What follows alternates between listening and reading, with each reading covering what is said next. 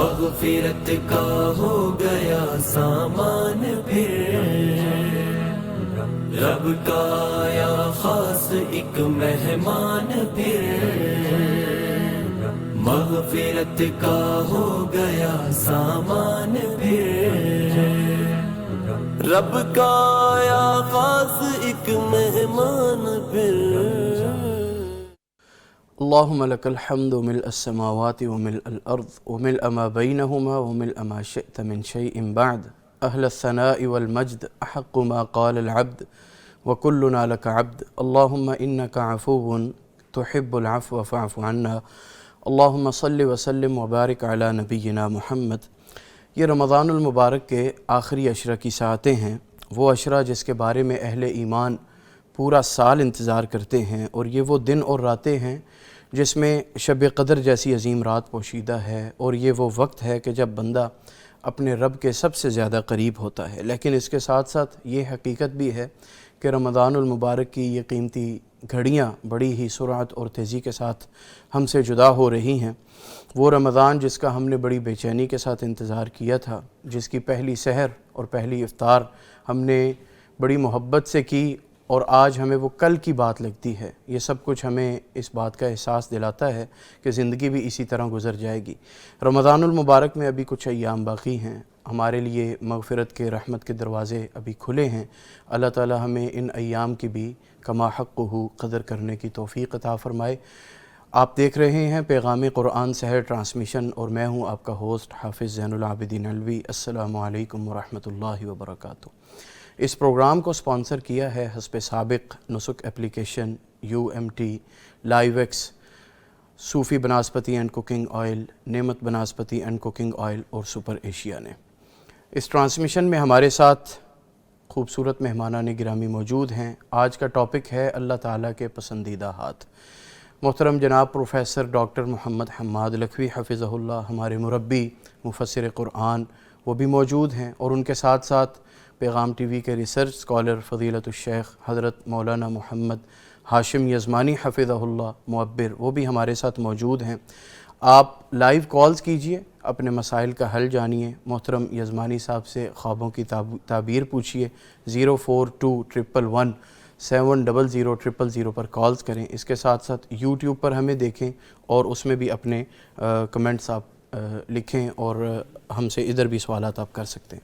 آئیے مہمانان گرامی سے آپ کو ملواتے ہیں۔ ڈاکٹر صاحب السلام علیکم ورحمۃ اللہ۔ وعلیکم السلام ورحمۃ اللہ۔ کیسے مزاج؟ ٹھیک ٹھاک ہے ماشاء اللہ۔ محترم یزمانی صاحب السلام علیکم۔ وعلیکم السلام۔ کیسے مزاج؟ ٹھیک ہے ماشاء اللہ۔ آج تو آپ بلیسڈ نائٹ میں بھی تھے، اور پھر ساتھ ہی ماشاء اللہ سحر ٹرانسمیشن۔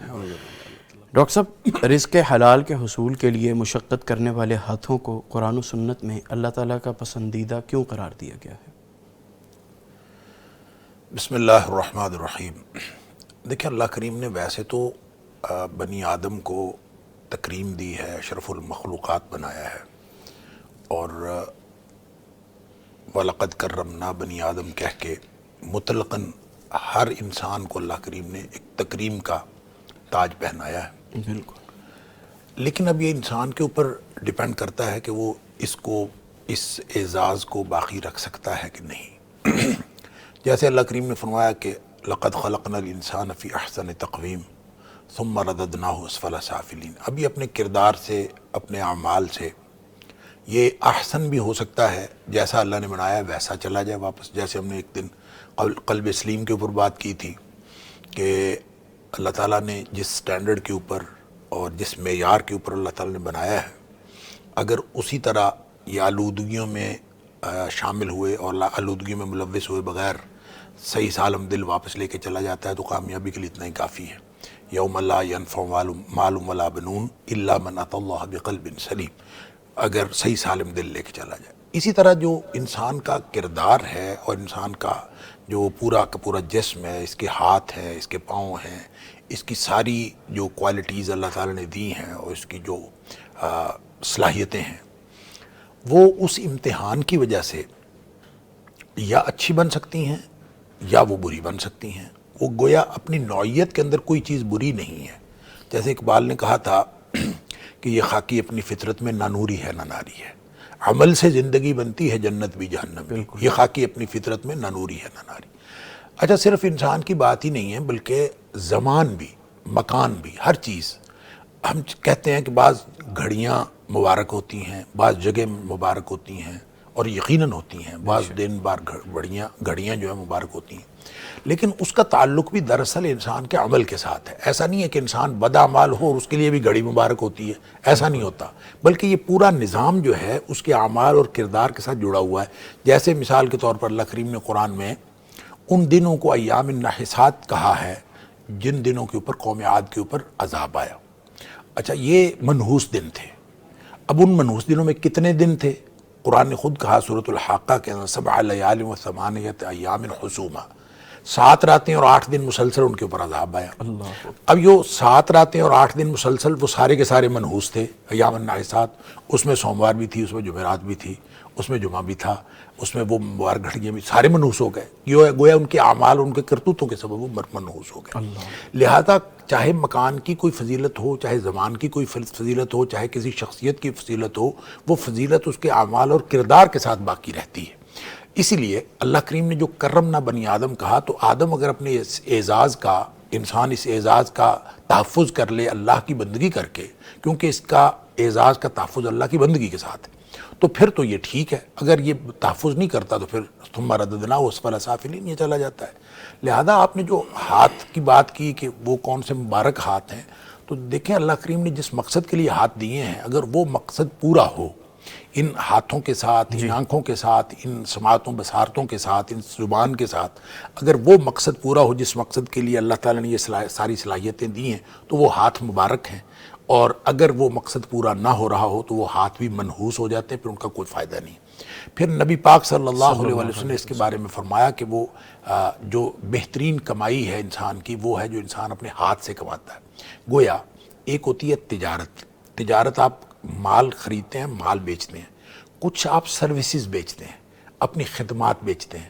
تو جو تجارت ہے، سیل پرچیز، اس کے اندر بھی بڑی برکت ہے، اور وہ نبی کریم صلی اللہ علیہ وسلم اس کو پسند فرمایا. لیکن یہ جو سروسز بیچنا ہے، اس کو بھی اللہ کریم نے اپنے نبی پاک صلی اللہ علیہ وسلم کے ذریعے سے اتنا اہم قرار دیا کہ یہ کم اہم نہیں ہے کہ کوئی شخص اپنی سروس خدمت کر کے، محنت کر کے روزی کما رہا ہو.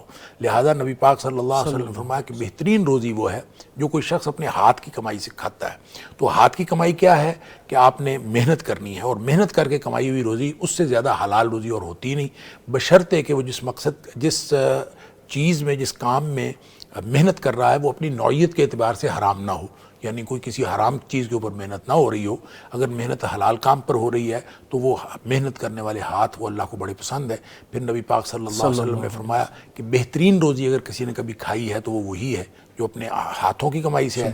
پھر نبی پاک صلی اللہ علیہ وسلم نے حضرت داؤد علیہ السلام کی مثال دی کہ وہ بھی اپنے ہاتھوں سے کما کر کھاتے تھے. گویا انبیاء، بہت سارے انبیاء کی مثالیں ہیں. تو جو اپنے ہاتھوں سے کما کے خدمت کرے، ہنر کے ذریعے سے کماتا ہے حلال کمائی، تو گویا اس کی پیورٹی کے اعتبار سے، پاکیزگی کے اعتبار سے بہترین کمائی وہ ہوتی ہے جو اس ہاتھ سے کمائی جائے جس میں اللہ تعالیٰ کی نافرمانی اور حرام کا عنصر نہ ہو، بلکہ حلال روزی ہاتھ کے ذریعے سے کمائے تو وہ بہترین ہاتھ ہو. بالکل ٹھیک ہے.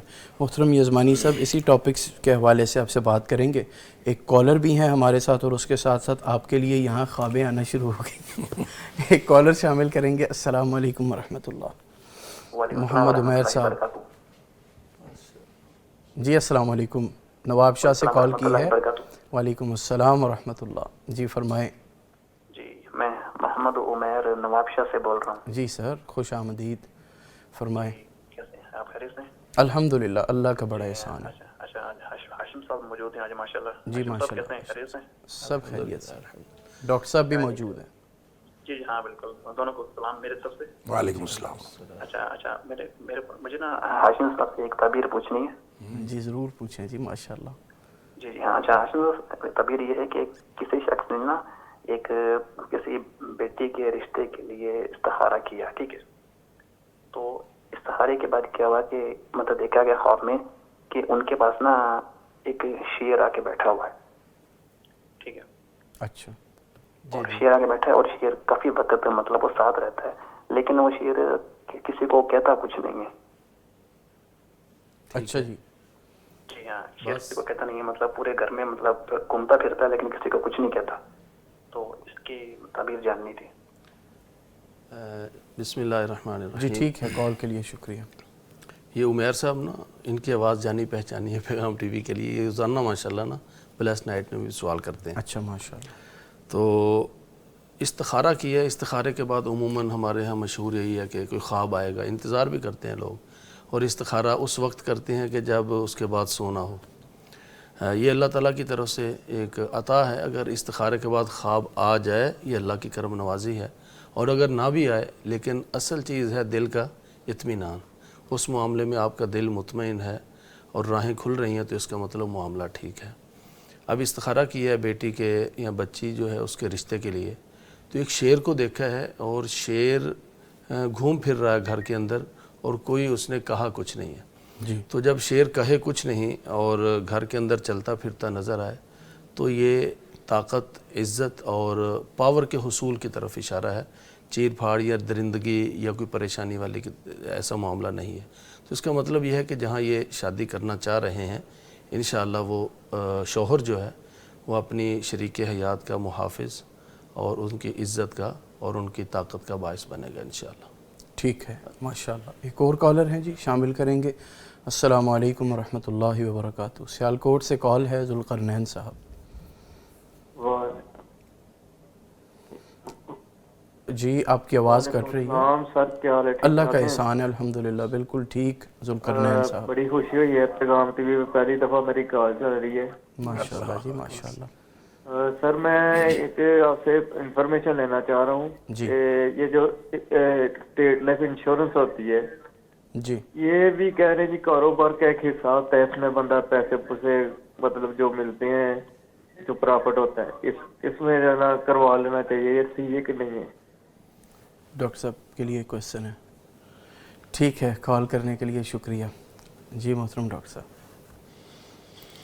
دیکھیں جو اسٹیٹ لائف انشورنس ہو یا کوئی بھی لائف انشورنس ہو، پہلی تو بات یہ ہے کہ لائف جو زندگی ہے وہ اللہ کے ہاتھ میں ہے. بے شک. تو آپ اس کو کسی آمدنی کے ساتھ منسلک کر دیں تو یہ ایک جوئے کی قسم بن جاتی ہے.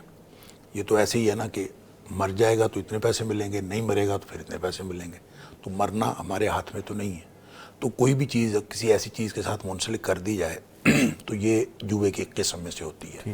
باقی جو اسٹیٹ لائف والے جو پیسے جمع کرتے ہیں ان کا جو سسٹم ہے وہ پھر ایک خاص مدت کے بعد پھر اس کے ساتھ وہ پیسے لگانا شروع کر دیتے ہیں اور وہ پھر اس مدت کے ساتھ ان پیسوں کی پرسنٹیج سے اس کو واپس پریمیم ملتا ہے. اور وہ جو پریمیم ملتا ہے وہ ظاہر ہے پیسوں کی پرسنٹیج ہوتی ہے. اور یہ کہنا کہ وہ کسی کاروبار میں لگاتے ہوں گے، لیکن وہ دیتے پیسوں کی پرسنٹیج، پرنسپل اماؤنٹ کی پرسنٹیج دیتے ہیں.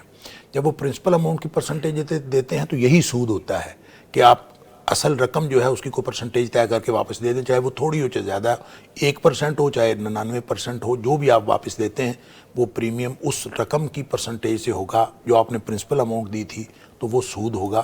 لہٰذا دونوں اعتبار سے یہ کسی اعتبار سے درست نہیں ہے. اگرچہ اسٹیٹ لائف والوں کے پاس بڑے فتاویٰ ہوتے ہیں، لیکن یہ صحیح بات یہ ہے کہ یہ نہ جوئے کے شک سے خالی ہے اور سود کے بارے میں تو یہ کلیئر ہے کہ اس کے پیسوں کے اوپر سود لگتا ہے. واللہ اعلم بالصواب. بالکل ٹھیک ہے. ایک اور کالر ہیں جی ماشاءاللہ. السلام علیکم ورحمۃ اللہ وبرکاتہ. لاہور سے کال ہے محمد حنیف صاحب. السلام علیکم. السلام علیکم. جی وعلیکم السلام ورحمۃ اللہ وبرکاتہ. وعلیکم. نماز میں جی پوچھئے. نماز تسبیح میں پڑھنے جانا میں زیادہ افضل نماز تسبیح ہے کہ تہجد کی نماز ہے؟ اچھا جی، پوچھنا چاہ رہے ہیں نماز تسبیح زیادہ افضل ہے یا تہجد کی. ٹھیک ہے، بہت شکریہ محمد حنیف صاحب. جی ڈاکٹر صاحب. جو کام نبی پاک صلی اللہ علیہ وسلم نے ساری حیات طیبہ کیا ہے یقیناً وہی افضل ہے. سبحان اللہ. اور وہ تہجد نبی پاک صلی اللہ علیہ وسلم نے رمضان اور غیر رمضان میں آپ نے رات کا قیام کبھی نہیں چھوڑا. لہٰذا جو تہجد ہے وہی افضل ہے. تسبیح نماز پڑھی جا سکتی، وہ بھی جائز ہے اور مسنون ہے کیونکہ نبی پاک صلی اللہ علیہ وسلم کی حدیث موجود ہے، اس لیے وہ بھی پڑھی جا سکتی ہے. لیکن جب آپ موازنہ کریں گے تو تہجد ہی افضل ہے. بالکل ٹھیک ہے. یزمانی صاحب، یہ آپ کے لیے ایک حسن صاحب ہیں، انہوں نے کہا ہے السلام علیکم ورحمۃ اللہ. خواب میں دیکھا ہے کہ امام کعبہ کسی مسجد یا مدرسے میں ملاقات کے لیے آئے ہیں، میں انہیں دیکھ کر بہت خوش ہوتی ہوں، آنکھ کھل جاتی ہے، بس یہ خواب ہے۔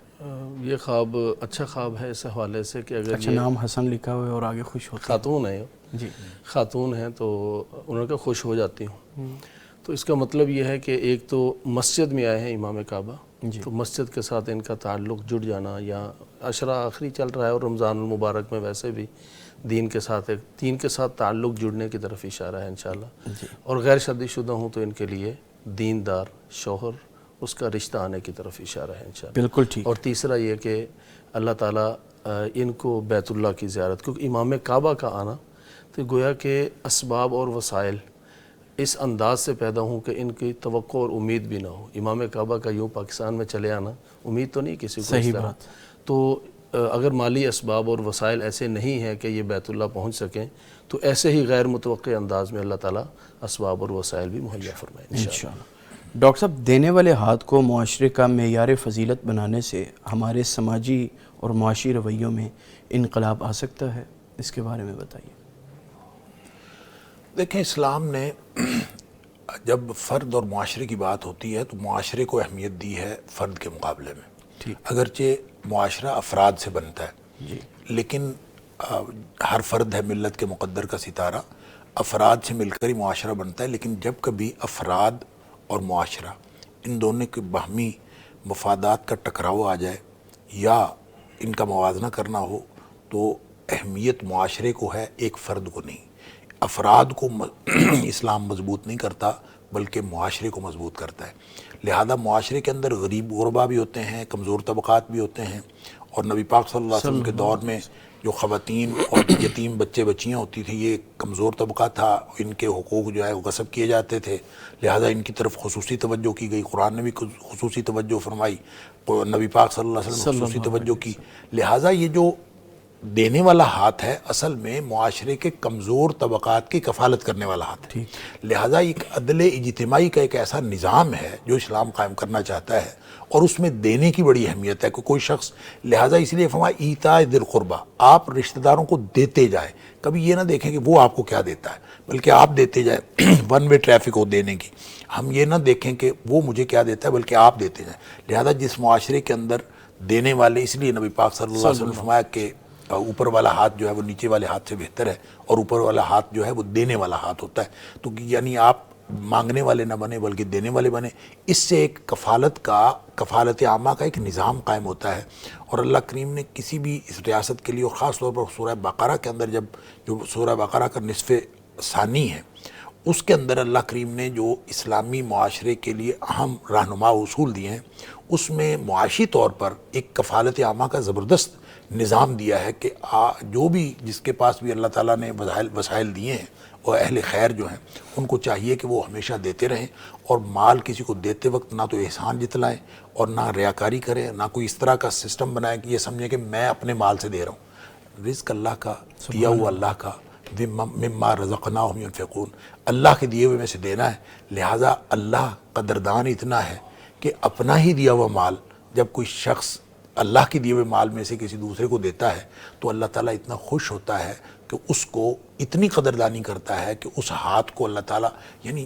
جیسے اس نے اپنا دیا ہوا مال، اور اس طرح سے اللہ تعالیٰ اس کو کہ جس نے مال میں سے دیا، حالانکہ اللہ کے دیے ہوئے میں سے دینا ہے، اس لیے چونکہ مال دینے سے چاہے وہ رشتہ دار ہوں، ویسے بھی صدقہ کرنا ہو تو نبی پاک صلی اللہ علیہ وسلم فرمایا ابدأ بمن تعول، اپنے قریبی رشتہ داروں سے شروع کریں اگر کوئی آپ کے رشتہ داروں میں غریب مسکین ہے، تو یوں ایک زبردست کفالت نظام عامہ کا نظام بنتا ہے۔ ہم چیریٹیز بنا کے پھر ہم مختلف ڈھونڈ رہے ہوتے ہیں کہ مستحقین کہاں ہے، صحیح مستحق تک پہنچا جائے۔ اسلام کا نظام یہ ہے کہ آپ اپنے رشتہ داروں میں ڈھونڈیں پہلے کہ آپ کے قریبی رشتہ داروں میں کون کون غریب ہے، اگر آپ کے رشتہ دار ہوں گے آپ اپنے رشتہ داروں میں دیکھیں، میرے رشتہ دار میں اپنے رشتہ داروں میں دیکھیں، یہ اپنے رشتہ داروں میں دیکھیں، تو ہمیں نہ کوئی NGO بنانے کی ضرورت ہے اور نہ ہی ہمیں پھر مستحق لوگ ڈھونڈنے کی ضرورت ہے، ہم اپنے رشتہ داروں میں ہی ہر شخص کو پتہ ہے، اس لیے نبی پاک صلی اللہ علیہ وسلم ابدأ بمن تعول، اپنے رشتہ داروں سے شروع کریں گے تو یہ ایک وہ چیریٹی ہے اور وہ عدل اجتماعی کا نظام ہے جو دینے سے کفالت عامہ کا ایک ایسا انتظام پیدا ہو جاتا ہے کہ معاشرہ جو ہے وہ اپنی پاؤں پہ کھڑا ہو جاتا ہے اور وہ کمزور طبقات جو ہیں وہ آہستہ آہستہ ارتکاز دولت بھی ختم ہوتا ہے، گردش دولت کا انتظام ہوتا ہے، اور معاشی طور پر کفالت کے ساتھ ساتھ ایک ہم آہنگی پیدا ہوتی ہے، اور یہ پورا نظام صرف دینے کے ایک دینے والا ہاتھ جو ہے وہ اگر متحرک رہے تو معاشرہ جو ہے وہ ایک بہترین خوشحالی کی تصویر بن سکتا ہے۔ بالکل ٹھیک ہے، کالر شامل کریں گے۔ السلام علیکم ورحمۃ اللہ وبرکاتہ۔ السلام علیکم، محمد سلیم صاحب ٹوبہ ٹیک سنگھ سے۔ وعلیکم السلام ورحمۃ اللہ۔ جی محمد سلیم صاحب۔ اچھا میں جی جی جی کتنے لینا چاہیے؟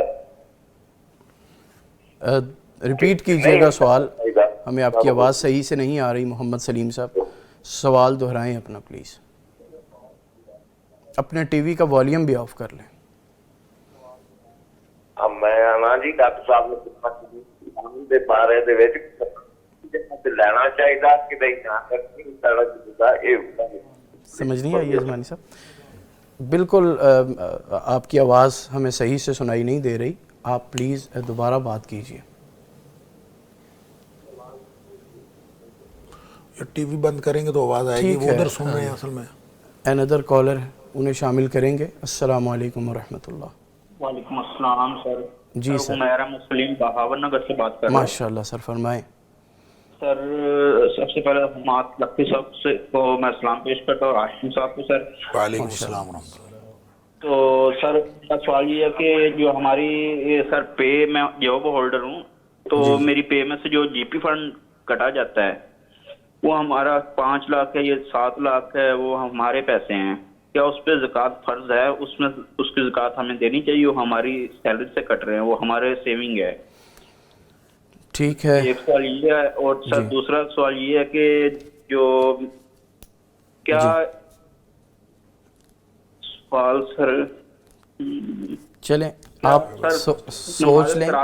جی جی جی جی سر، وہ کیا نماز تراویح کے اندر جو وطر ہے سر، وہ 3 پڑھنے چاہیے یا 1 پڑھنا چاہیے؟ آپ صلی اللہ علیہ وسلم نے کبھی 1 بھی پڑھا ہے اور کبھی 3 بھی پڑھے ہیں۔ ٹھیک ہے، بہت شکریہ کال کرنے کے لیے۔ ایک سوال کا جواب یزمانی صاحب دیں گے وطر کے حوالے سے، دوسرا جناب ڈاکٹر صاحب دیں گے۔ جی یزمانی صاحب۔ میں تو یہی چاہتا ہوں کہ محترم ڈاکٹر صاحب بھی دیں دونوں کے ہر جواب۔ کام خواہش کے مطابق نہیں ہوتا۔ چلیے آپ کا حکم۔ تو جو نماز تراویح کے اندر وطر کہے ہیں، وطر جیسا کہ انہوں نے خود ہی فرمایا کہ اللہ کے رسول صلی اللہ علیہ وسلم نے کبھی 3 پڑھے ہیں، کبھی 1 پڑھا ہے، کبھی 5 پڑھے ہیں۔ تو آپ 1 پڑھیں یا 3 پڑھیں یا 5 پڑھیں، وہ بنیادی طور پر جو پیچھے نوافل ادا کیے ہوتے ہیں نا، وہ 2 کر کے 4 6 8 جتنے بھی پڑھے ہوئے ہیں ان کو طاق بنانا مقصود ہوتا ہے۔ تو مجموعی طور پر جو رات کی نماز ہے اس کا جو اینڈ نتیجہ ہے وہ طاق بننی چاہیے۔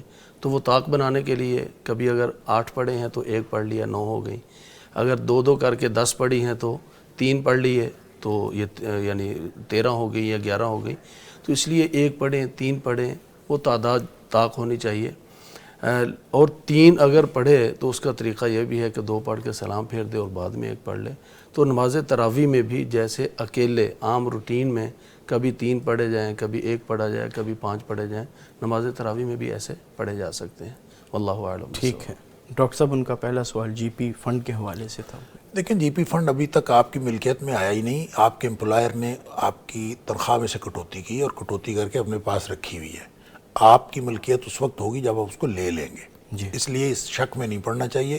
جو اگر تو آپ کے پاس آپ کی ملکیت میں آتا، پھر آپ نے اس کو اپنے بینک اکاؤنٹ میں رکھا ہوتا، تو پھر تو واقعی وہ جی پی فنڈ ایسا ہی تھا کہ وہ آپ کی بچت تھی۔ اب اگرچہ وہ آپ کے 2 4 لاکھ 5 7 لاکھ جو آپ کو وہ اکاؤنٹ میں وہ مینشن ہوتا ہے کہ آپ کی پے سلپ کے اوپر اتنا جی پی فنڈ آپ کو اکٹھا ہو گیا، لیکن دراصل یہ آپ کے امپلائر نے کٹوتی کی ہوئی ہے، آپ کی ملکیت میں آیا ہی نہیں۔ جب آپ کی ملکیت میں آئے گا پھر اس کے اوپر زکوٰۃ ہوگی، اور جب تک ملکیت میں نہیں آتا پتہ نہیں وہ جی پی فنڈ ملنا ہے کہ نہیں ملنا۔ اب پنجاب گورنمنٹ نے جتنی رولز میں تبدیلیاں کی ہیں، بہت سارے پیسے ایسے تھے جو ملنے تھے نہیں ملے، تو کوئی رول تبدیل ہو سکتا ہے، کوئی ایسا مسئلہ ہو سکتا ہے کہ وہ آپ کو نہ ملے، لہٰذا زکوٰۃ اس وقت ہوگی جب وہ آپ کی ملکیت میں آ جائے گا۔ واللہ اعلم بالصواب۔ اور کالر ہیں جی، السلام علیکم ورحمۃ اللہ وبرکاتہ۔ محمد سلیم صاحب ٹوبہ ٹیک سنگھ سے دوبارہ۔ جی محمد سلیم صاحب، السلام علیکم۔ وعلیکم السلام ورحمۃ اللہ وبرکاتہ۔ جی سر۔ اچھا جی، ڈاکٹر صاحب تو میں یہ پوچھنا چاہتا ہوں، یہ مسجد سے جاتا تو بھی پڑھا اپنے محمد سلیم صاحب، آپ اتنی محبت سے کال کرتے ہیں لیکن ٹی وی کا والیوم جو ہے وہ آف کر دیا کریں۔ چلیں ٹھیک ہے، آپ محمد سلیم صاحب سے سوال پوچھ کے ہمیں بتا دیجیے گا۔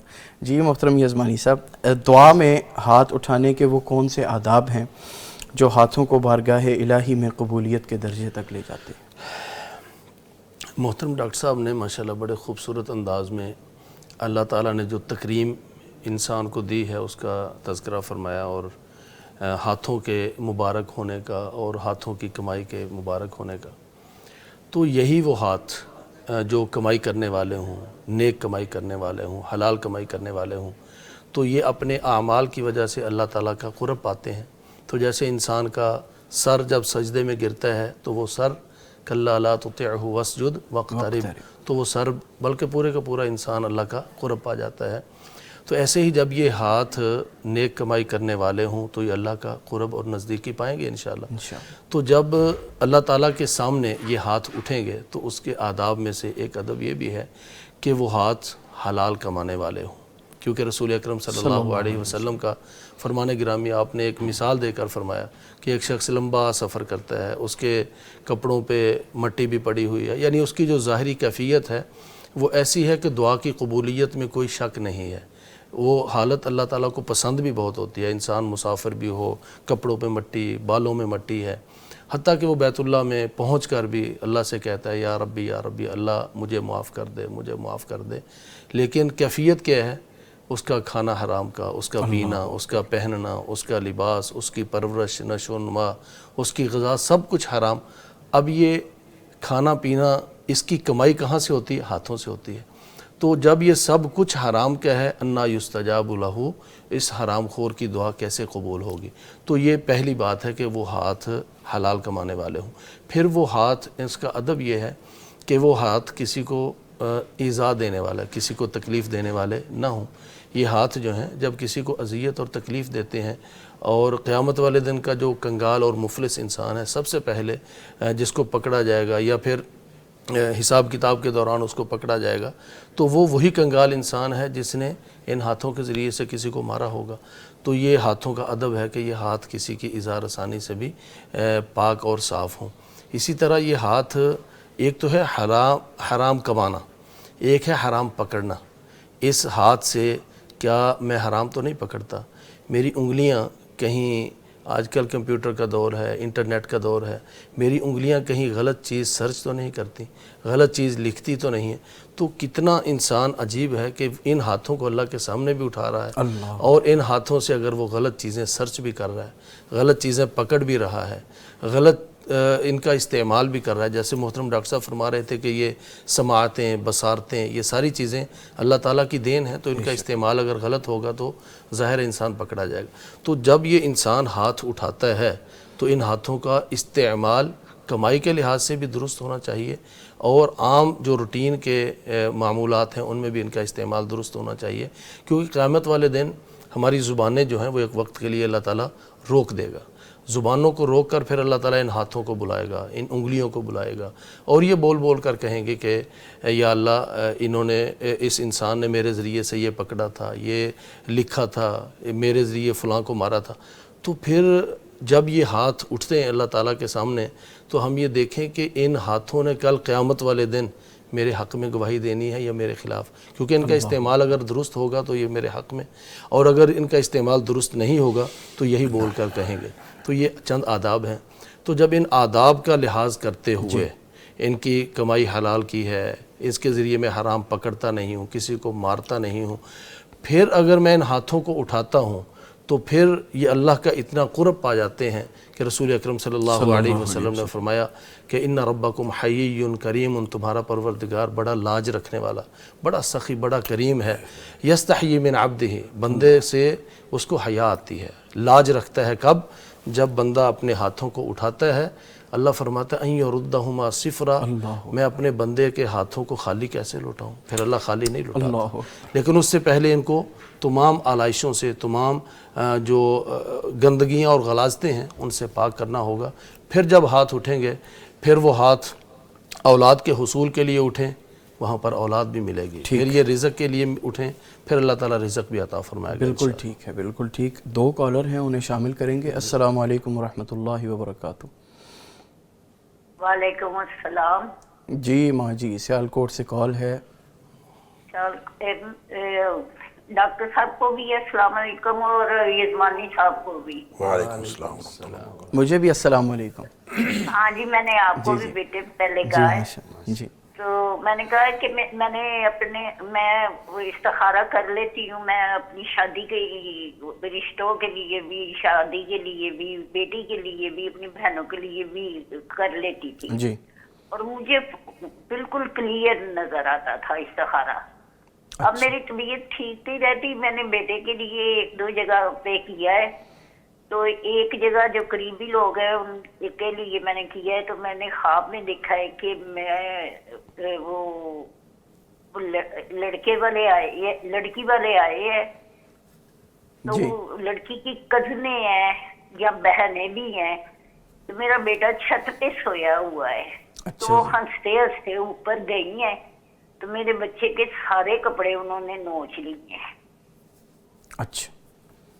سارے کپڑے انہوں نے نہ پھاڑ دیے جیسے.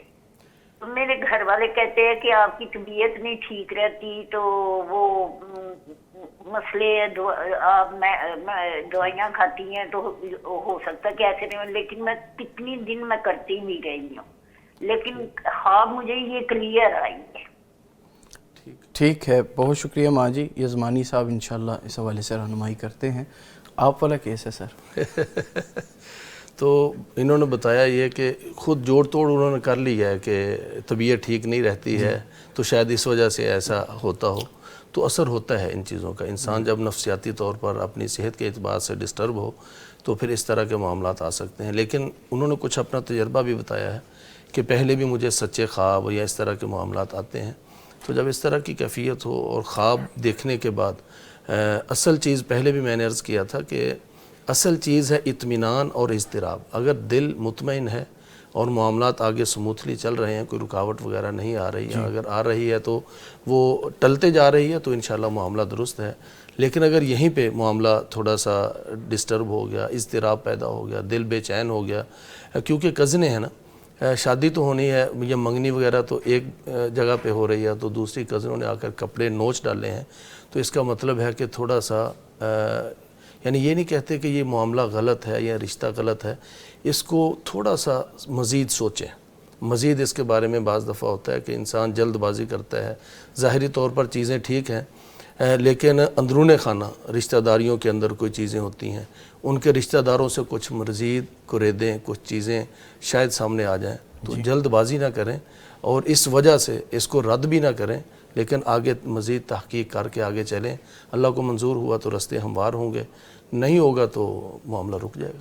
بالکل ٹھیک. ڈاکٹر صاحب، وہ جو پہلے 2 مرتبہ محمد سلیم صاحب کی ٹوبر ٹیک سنگھ سے کال تھی، ان کا سوال یہ تھا کہ جب نمازی مسجد میں نماز پڑھ رہے ہوتے ہیں تو کوئی صاحب آ کے پیچھے سے اونچی سی السلام علیکم کہتے ہیں، اسے ڈسٹربنس کریٹ ہوتی ہے، اس بارے میں رہنمائی کرتے ہیں. اصل میں ہم سارے معاملات میں پابند ہیں نبی اکرم صلی اللہ علیہ وسلم کی سنت کے. بے شک. اور کوئی کسی چیز کو ڈسٹربنس سمجھے یا اس میں بعض اوقات آدمی کو خیالات اس طرح کے بھی آتے ہیں. مثال کے طور پر یہ جو نماز ہے، ہم باجماعت پڑھنے کے پابند ہیں. جی. حالانکہ باجماعت جب نماز آپ پڑھنے جاتے ہو ساری دنیا دیکھتی ہے نماز پڑھنے آیا ہے.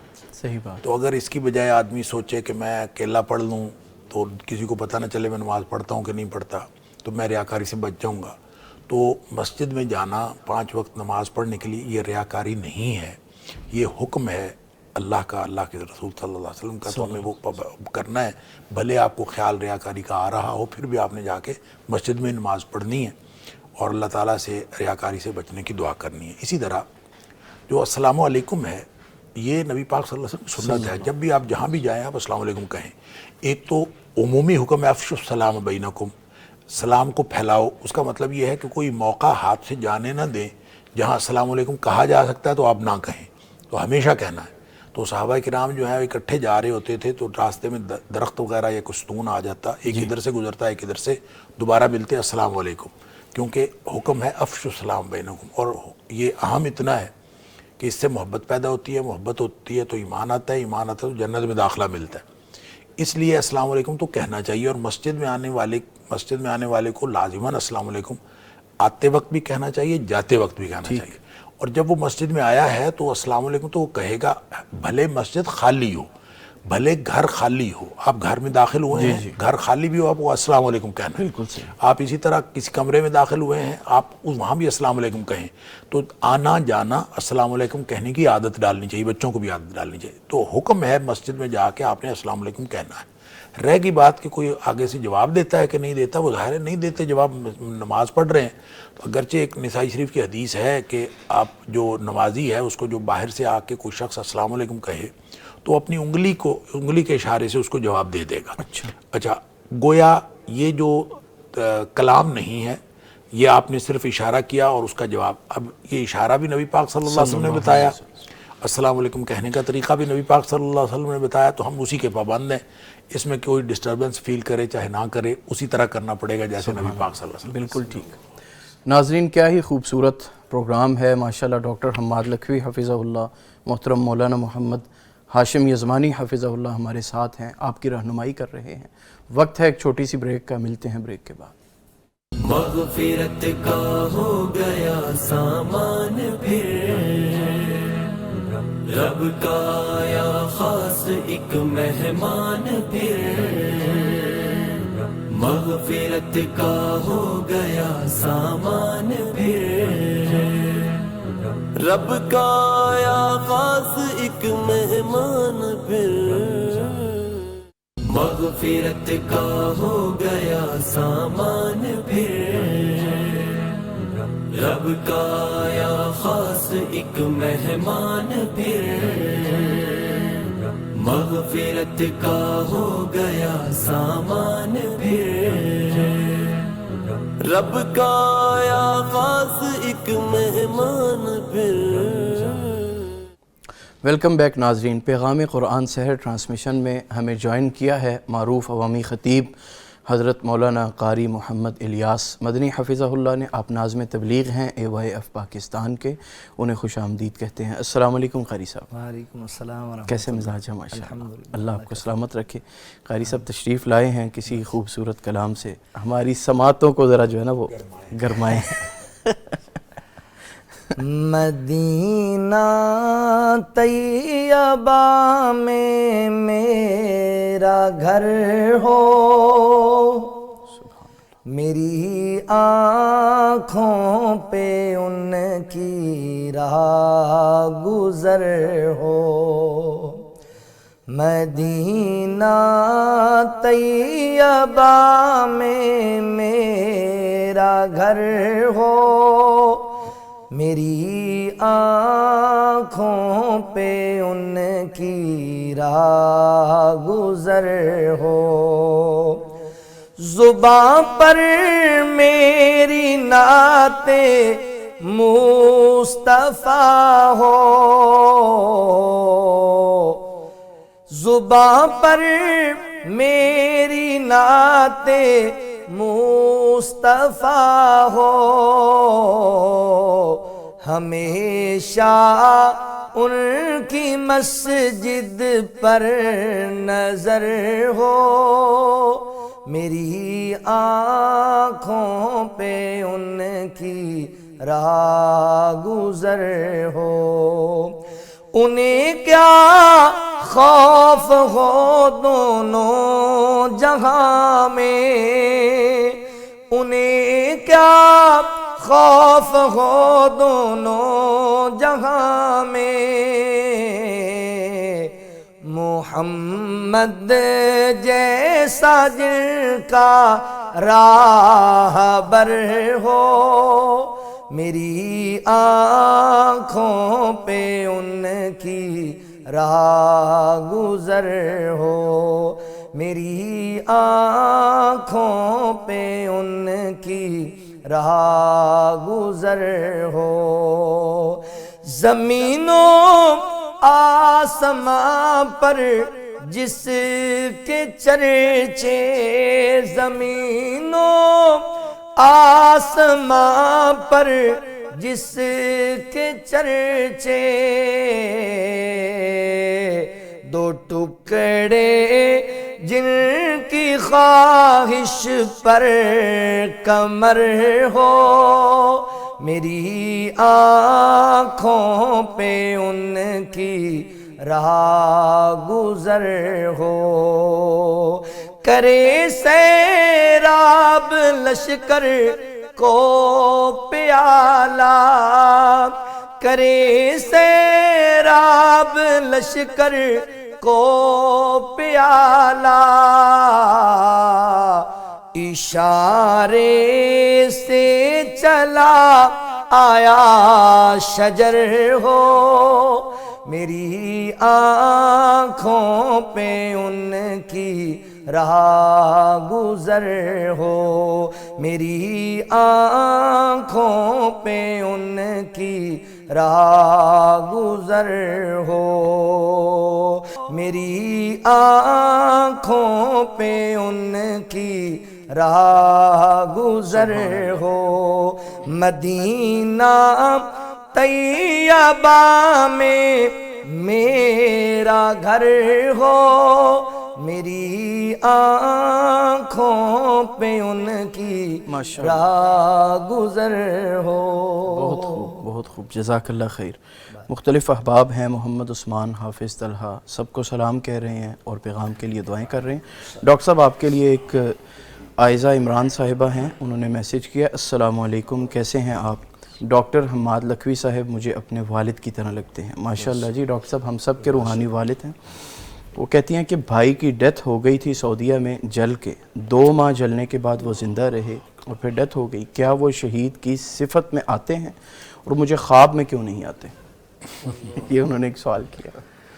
خواب میں کیوں نہیں آتی ہے تو یزوانی صاحب شاید بتا دیں گے، خوابوں کا معاملہ ان کے پاس ہے، تو اللہ تعالیٰ ان کے بھائی کی مغفرت کرے انشاءاللہ۔ یقیناً وہ جو جل کے فوت ہوتا ہے، نبی پاک صلی اللہ علیہ وسلم اس کو شہید کہا ہے، اس لیے اللہ تعالیٰ ان کو شہادت کے مرتبے پر فائز کرے اور ان کی ساری جو حسنات ہیں قبول فرمائے، سیئات سے درگزر فرمائے۔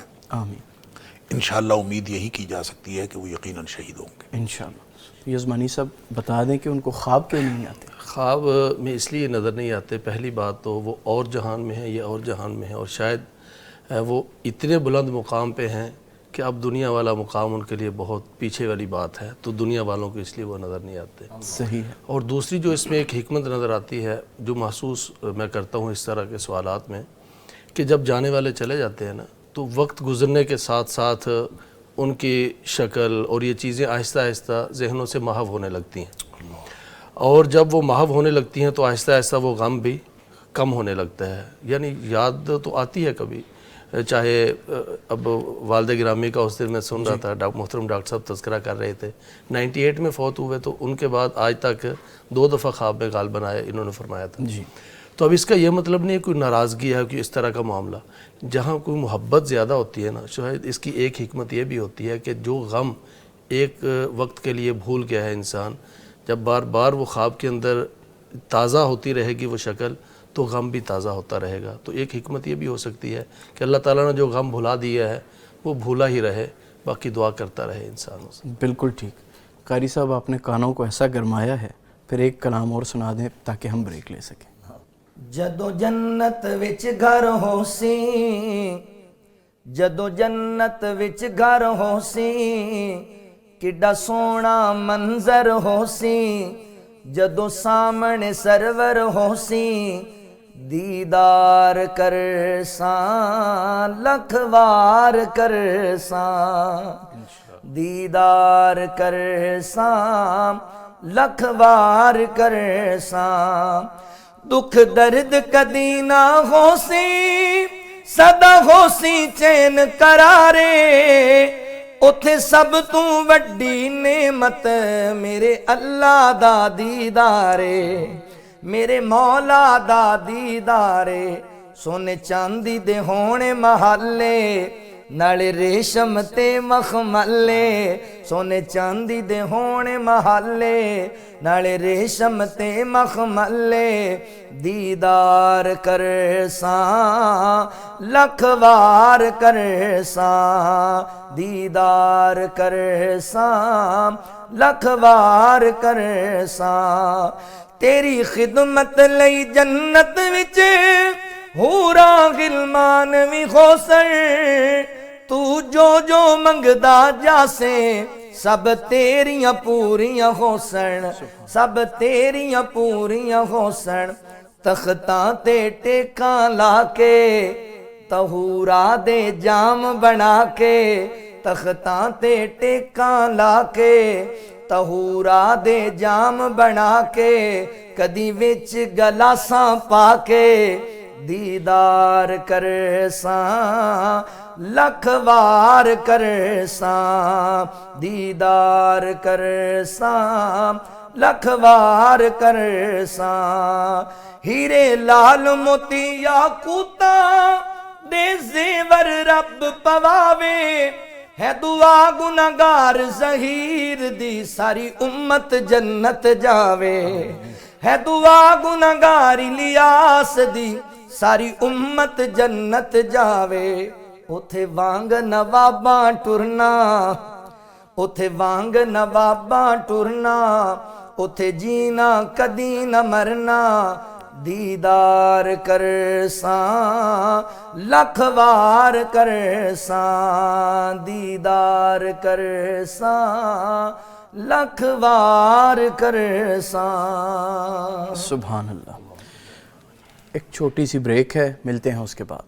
مغفرت کا ہو گیا سامان پھر، رب کا یا خاص ایک مہمان پھر۔ مغفرت کا ہو گیا سامان پھر، رب کا یا خاص ایک مہمان پھر۔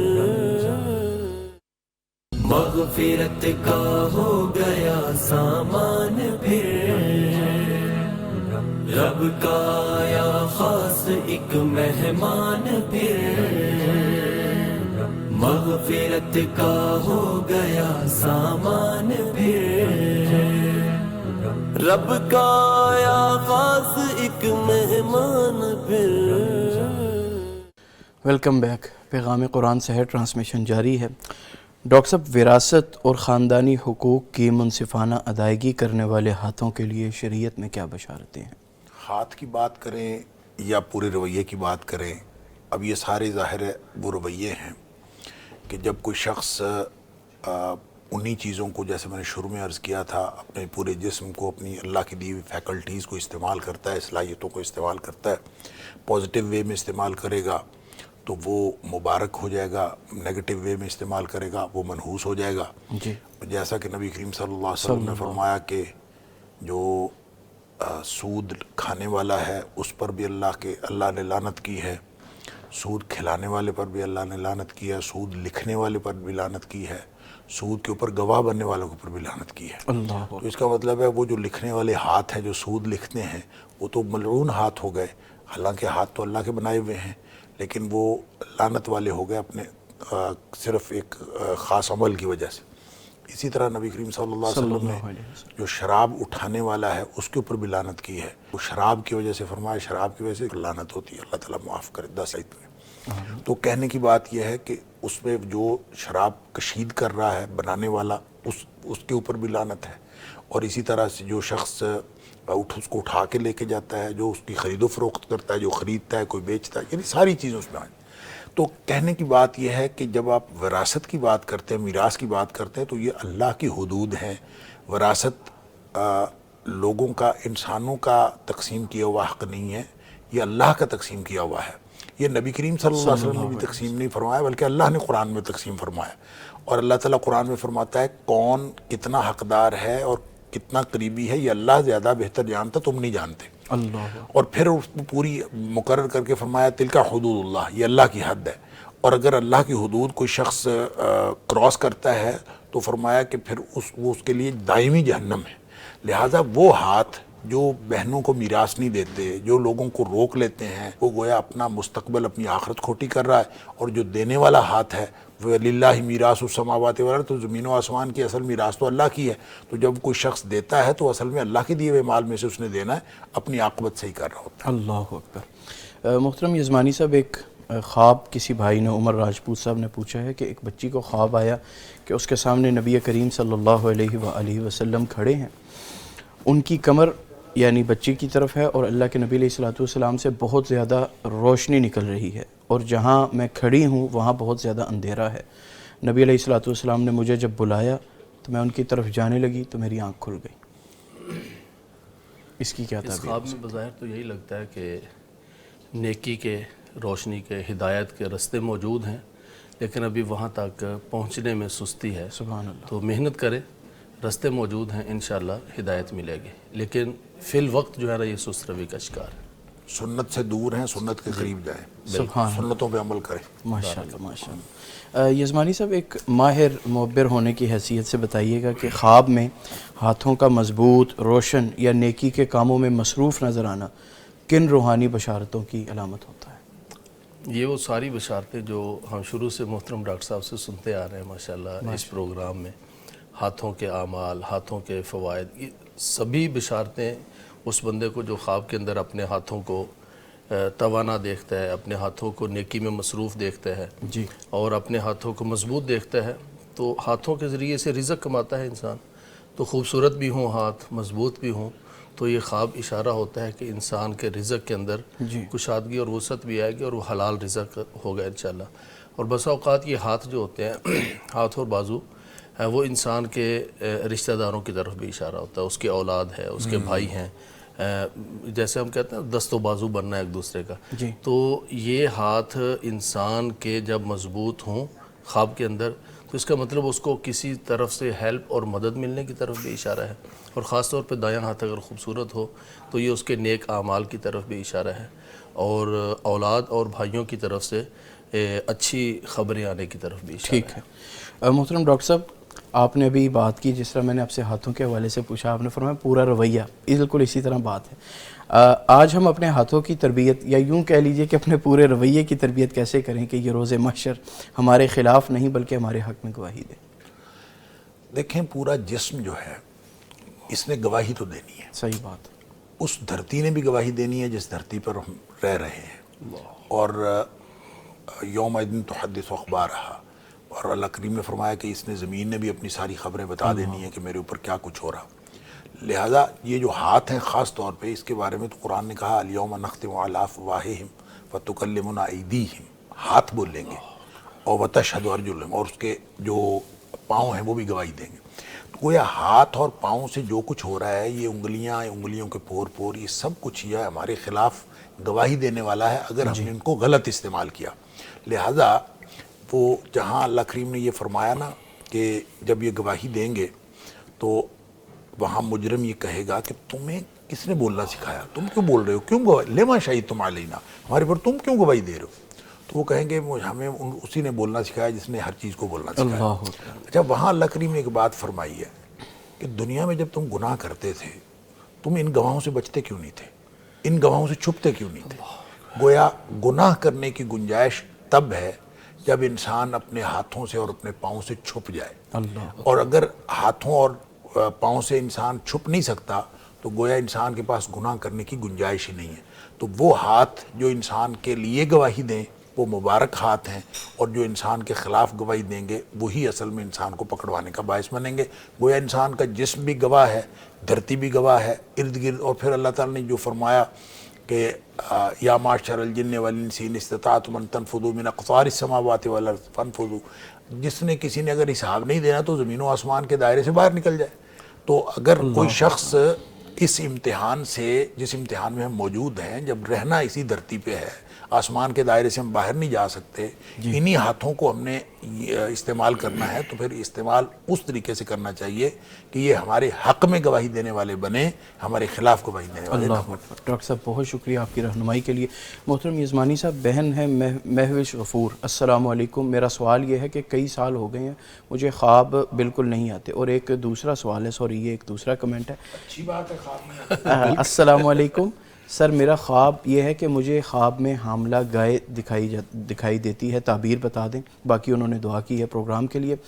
ناظرین، اس خواب کی تعبیر کے ساتھ ساتھ آج کے ٹاپک کے حوالے سے کہ اللہ تعالیٰ کے پسندیدہ ہاتھ کون سے ہیں جس پر گفتگو ہوئی ہے، مزید روشنی ڈالیں گے محترم جناب فضیلت الشیخ مولانا محمد ہاشم یزمانی حفظہ اللہ، پھر اختتامی دعا ہوگی اور ہم آپ سے اجازت چاہیں گے۔ جی یزمانی صاحب۔ یہ جو خواب پوچھا گیا ہے کہ جس میں خاتون کہتی ہیں کہ میں نے ایک حاملہ گائے کو دیکھا ہے، تو گائے بذات خود رزق کی طرف اور خوشحالی کی طرف اشارہ ہے، خاص طور پہ جب گائے بچہ جننے کے قریب ہو۔ حضرت یوسف علیہ السلام کے وہ جو خواب تھا جس کی تعبیر حضرت یوسف علیہ السلام نے بتائی تھی، تو وہ گائے جو ہے وہ خوشحالی کی طرف اشارہ تھی، اور ان کی تعداد بھی 7 تھی، تو 7 سال۔ تو گویا کہ اگر کوئی خاتون اس طرح سے خواب کے اندر پریگننٹ یا حاملہ گائے کو دیکھتی ہے، اگر وہ شادی شدہ ہوں خاتون خود، تو اس کا مطلب یہ ہے کہ ان کو اللہ تعالیٰ اولاد سے نوازے گا انشاءاللہ، اور یہ رزق کی طرف بھی اشارہ ہے۔ اور اگر غیر شادی شدہ ہیں پھر بھی یہ رزق اور صحت کی طرف اشارہ ہے، تو یہ اچھا خواب ہے انشاءاللہ۔ باقی جو ہاتھوں کا معاملہ ہے، آج ہم یہ گفتگو سن رہے ہیں کہ ہاتھ، اور ہم نے یہ سنا کہ یہ ہاتھ اگر اللہ کی اطاعت میں استعمال ہوں، اگر یہ اللہ تعالیٰ کی رضا میں استعمال ہوں۔ اب یہ ہاتھ ہیں، ان کا استعمال تو ہم روزانہ کرتے ہیں۔ اب آپ سن رہے ہیں سامنے میری گفتگو کو، میں آپ کو سنا رہا ہوں، دونوں صورتوں میں بھی اپنے ہاتھوں کو ہلا رہا ہوں، آپ بھی اپنے ہاتھوں کا استعمال کر رہے ہیں، تو ہاتھ تو استعمال ہوں گے، لیکن یہ مبارک تب بنتے ہیں جب یہ ہاتھ اللہ تعالیٰ کی رضا میں استعمال ہوں۔ یہ ہاتھ کچھ نہ کچھ پکڑتے رہتے ہیں، یہی ہاتھ بہت مبارک بن جائیں گے اگر یہ ہاتھ قرآن پاک کو پکڑیں، یہ انگلیاں ہماری قرآن پاک کے جو اوراق ہیں، مصحف کے جو اوراق ہیں، ان کو پلٹنے میں استعمال ہوں، تو ہماری انگلیاں بھی مبارک، ہمارے ہاتھ بھی مبارک، ہماری آنکھیں بھی مبارک، ہماری زبان بھی مبارک۔ کیوں؟ یہ سب کچھ اللہ تعالیٰ کی اطاعت میں استعمال ہو رہا ہے۔ تو اگر یہ اللہ تعالیٰ کی اطاعت میں استعمال نہ ہو تو پھر یہی ہاتھ کل قیامت کے دن ہمارے خلاف گواہی دینے والے بن جائیں گے، یہی انگلیاں ہمارے خلاف گواہی دینے والی بن جائیں گی۔ بلکہ قیامت والے دن ایک شخص آئے گا، یہ ہاتھ جن کی بڑی ہم دنیا میں حفاظت کرتے ہیں اور بڑا ان کو ہم سنبھال کے رکھتے ہیں، ان کو گرمی اور سردی سے بچاتے ہیں، کہیں کوئی کٹ کوئی زخم لگ جائے تو ہم ان کی جو ہے نا بڑا دوا دارو اور علاج کرتے ہیں۔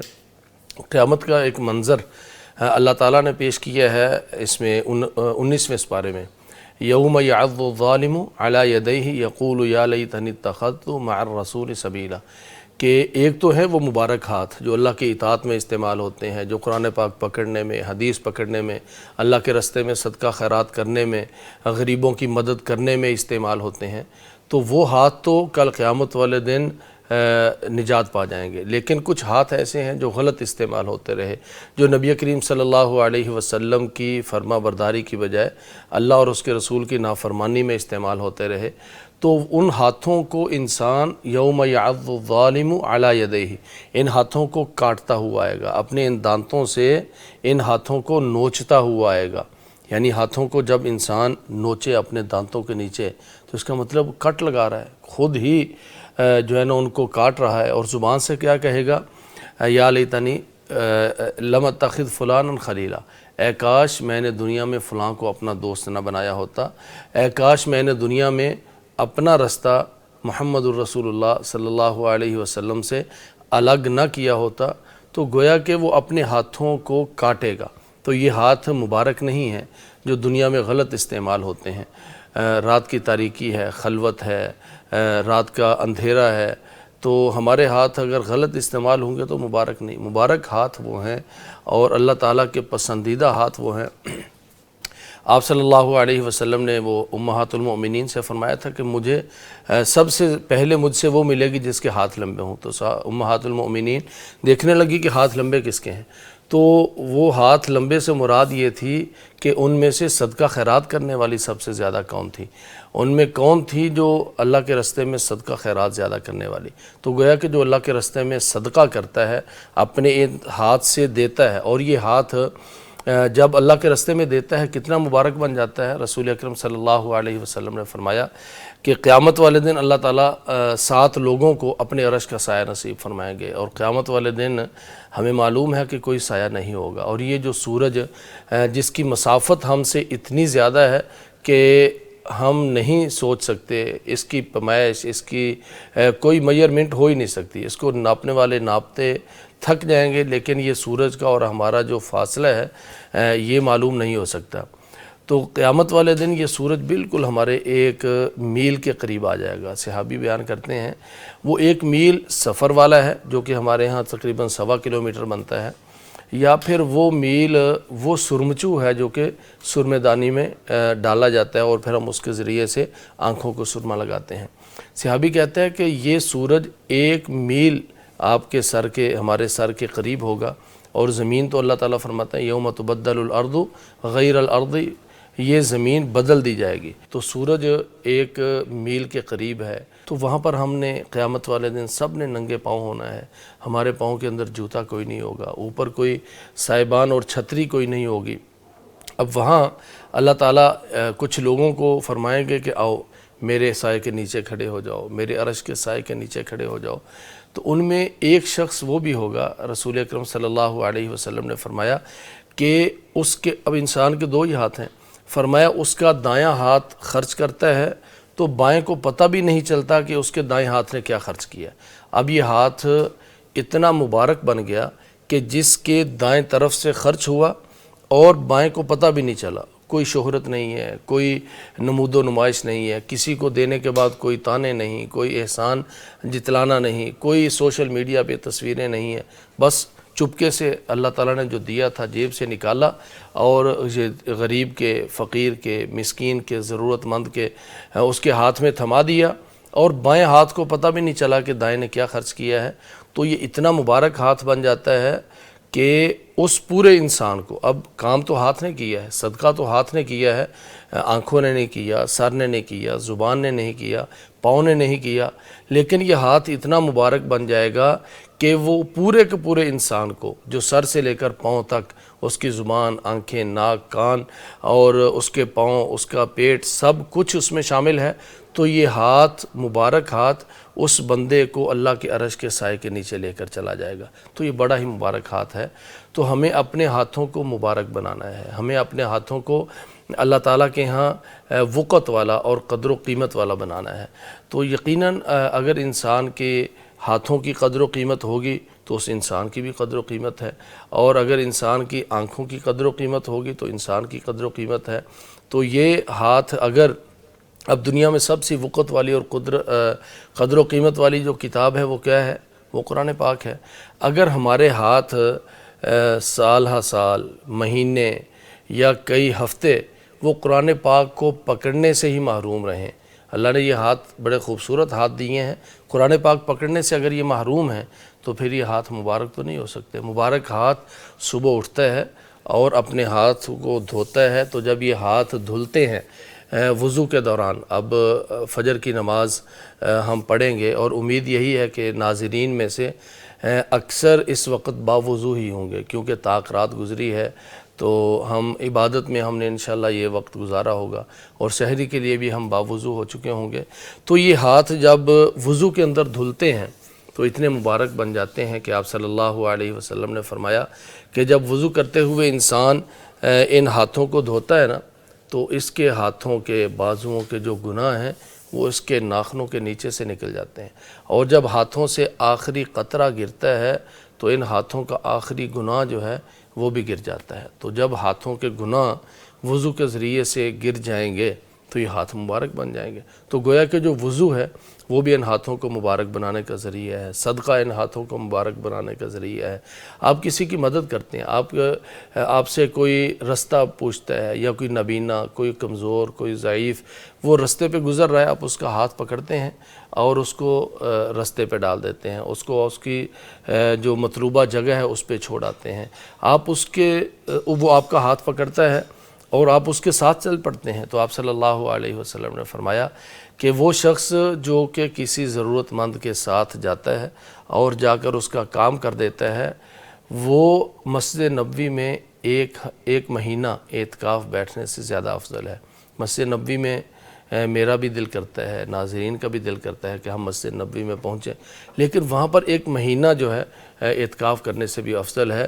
کب؟ جب یہ ہاتھ کسی کی مدد کے لیے ہوگا۔ یہ ہاتھ کسی کی مدد کرتا ہے تو اللہ تعالیٰ اس بندے کی مدد کرتا ہے۔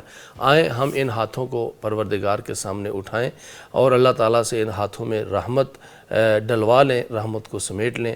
دعا کے لیے ہاتھ بلند کرتے ہیں، اللہ رب العزت ہمارے ہاتھوں کو مبارک بنائے اور ان ہاتھوں سے خیر کے کام لے۔ بسم اللہ الرحمن الرحیم۔ اللہم لک الحمد کما ینبغی لجلال وجہک ولعظیم سلطانک۔ اللہم انا نسألک بأننا نشہد انک انت اللہ لا الہ الا انت الاحد الصمد الذی لم یلد ولم یولد ولم یکن له کفوا احد۔ اللہم صلی علی محمد وعلی آل محمد کما صلیت علی ابراہیم وعلی آل ابراہیم انک حمید مجید۔ اللہم بارک علی محمد وعلی آل محمد کما بارکت علی ابراہیم وعلی آل ابراہیم انک حمید مجید۔ اللہم انک عفو تحب العفو فاعف عنا۔ اللہم انک عفو تحب العفو فاعف عنا۔ یا اللہ ہم سب سے راضی ہو جا، یا اللہ ہمارے پیغام ٹی وی کے ناظرین سے، ہم سے، یا اللہ پورے مسلمانوں سے، یا اللہ اہل ایمان سے راضی ہو جا۔ یا اللہ ہماری جو کمی کوتاہی ہے، یا اللہ جس وجہ سے ہم کسی فتنے اور آزمائش میں مبتلا ہیں، یا اللہ ہماری کمیوں کو، کوتاہیوں کو، ہماری غلطیوں کو معاف فرما، یا اللہ درگزر فرما۔ یا اللہ امت مسلمہ سے فتنے کو، آزمائش کو ہٹا لے۔ یا اللہ امت مسلمہ کی مدد فرما، یا اللہ مسلمانوں کی مدد فرما۔ یا اللہ ہم کمزور ہیں، یا اللہ ہم ناتواں ہیں، یا اللہ ہم کمزور بھی ہیں، ہم غلط کار بھی ہیں، ہم گناہ گار بھی ہیں۔ یا اللہ ہماری کمزوری کو طاقت اور قوت میں بدل دے، یا اللہ ہمارے گناہوں کو نیکیوں میں بدل دے۔ اللہم انصرنا ولا تنصر علینا، اللہم انصرنا ولا تنصر علینا۔ ربنا آتنا فی الدنیا حسنۃ وفی الآخرۃ حسنۃ وقنا عذاب النار۔ یا اللہ جو تو نے ہمیں ہاتھ دیے، آنکھیں دیں، کان دیے، زبان دی ہے، یا اللہ تو نے ہمیں پاؤں دیے ہیں، جسم کا ایک ایک عضو یا اللہ تو نے عطا فرمایا ہے، یا اللہ تو نے بن مانگے عطا فرمایا ہے۔ یا اللہ ہمیں توفیق عطا فرما کہ ہم ان اعضاء کا حق ادا کرنے کی کوشش کریں۔ یا اللہ ہمیں ان اعضاء کا حق ادا کرنے کی توفیق عطا فرما۔ یا اللہ ہمارے ہاتھوں کو اپنی اطاعت میں، اپنی فرما برداری میں استعمال کرنے کی توفیق عطا فرما۔ یا اللہ ہمیں اپنے ہاتھوں سے اپنا قرآن پکڑنے کی توفیق عطا فرما، اپنے نبی کی پاک حدیث پکڑنے کی توفیق عطا فرما۔ یا اللہ ہمیں اپنے ہاتھوں سے غریبوں کی، بیواؤں کی، مسکینوں کی، یتیموں کی مدد کرنے کی توفیق عطا فرما۔ یا اللہ ہمیں صدقہ خیرات کرنے کی توفیق عطا فرما۔ یا اللہ ہمارے ہاتھوں سے کسی کو ایذا نہ پہنچے، ہمارے ہاتھوں کی، ہمیں اپنے ہاتھوں کی حفاظت کرنے کی توفیق عطا فرما۔ ربنا هب لنا من ازواجنا وذرياتنا قرة اعين واجعلنا للمتقين اماما۔ اللهم اشف مرضانا ومرضى المسلمين، اذهب البأس رب الناس واشف انت الشافي لا شفاء الا شفاؤك شفاء لا يغادر سقما۔ ربنا ظلمنا انفسنا وان لم تغفر لنا وترحمنا لنكونن من الخاسرين۔ ربنا تقبل منا انك انت السميع العليم وتب علينا إنك أنت التواب الرحيم۔ سبحان ربك رب العزة عما يصفون وسلام على المرسلين والحمد لله رب العالمین۔ مغفرت کا ہو گیا سامان پھر، رب کا آیا خاص ایک مہمان پھر، مغفرت کا ہو گیا سامان پھر، رب کا آیا خاص ایک مہمان پھر، مغفرت کا ہو گیا سامان پھر، مغفرت کا ہو گیا سامان